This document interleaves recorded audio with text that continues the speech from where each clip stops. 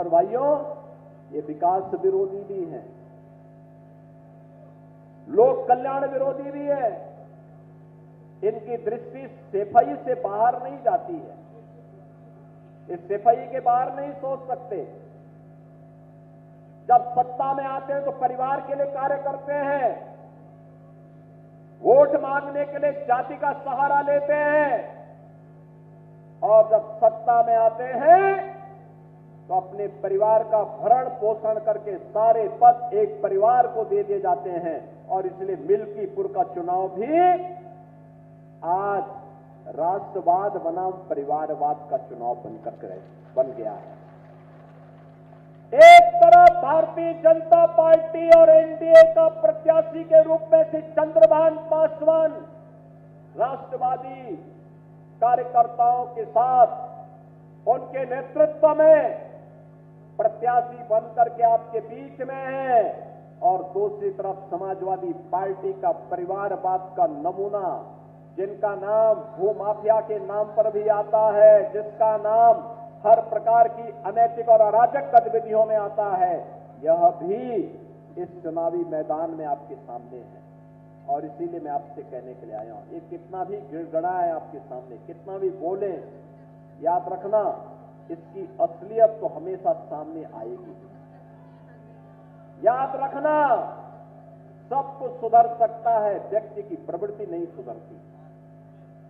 सुधरती। एक पुरानी कहावत है कि कुत्ते की पूंछ कभी सीधी नहीं होती है, कभी सीधी नहीं होती है। ये सुधरेंगे नहीं, क्योंकि इनका पेशा अपराध करना है, गुंडागर्दी करना है, बेटी और व्यापारी की सुरक्षा में सेंध लगाना है। समाजवादियों का नारा है खाली प्लॉट हमारा है, यही तो करते थे लोग। समाजवादियों का नारा है खाली प्लॉट हमारा है। और इसीलिए 2017 में जब हमारी सरकार आई तो हमने एंटी भूमाफिया टास्क फोर्स बनाया था।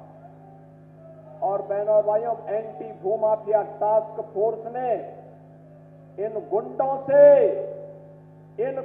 से 64,000 एकड़ लैंड कब्जे से खाली करवाई है। इनकी बौखलाहट तो वहां है, इनकी बौखलाहट वहां पर है।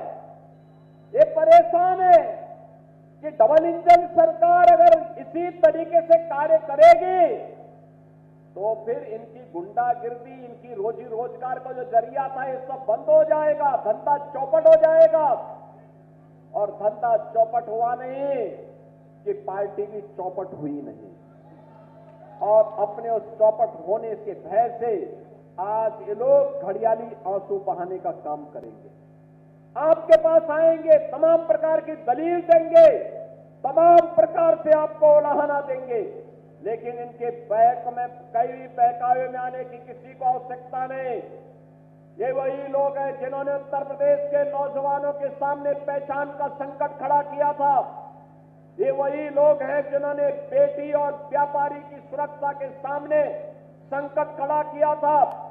ये वही लोग हैं जिन्होंने उत्तर प्रदेश के विकास को बाधित किया था। ये वही समाजवादी हैं जो अयोध्या में राम भक्तों पर गोली चला करके मां सरयू को लहूलुहान करने का कार्य करते हैं।